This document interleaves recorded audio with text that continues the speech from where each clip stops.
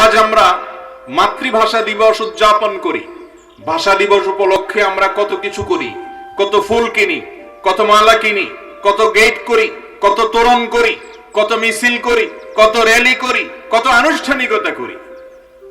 কিন্তু 1400 বছর আগে নবী করিম সাল্লাল্লাহু আলাইহি সাল্লামের সময় মাতৃভাষা বিশুদ্ধভাবে চর্চা করার গুরুত্ব এটি বোঝাতে গিয়ে এরকম কোনো কিছু ছিল না।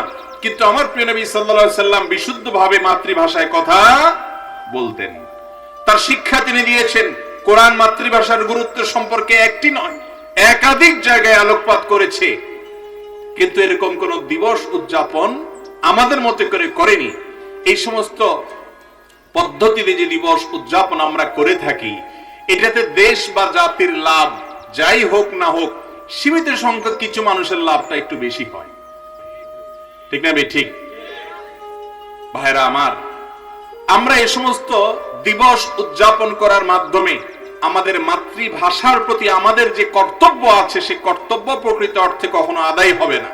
আদায় হবে কিভাবে?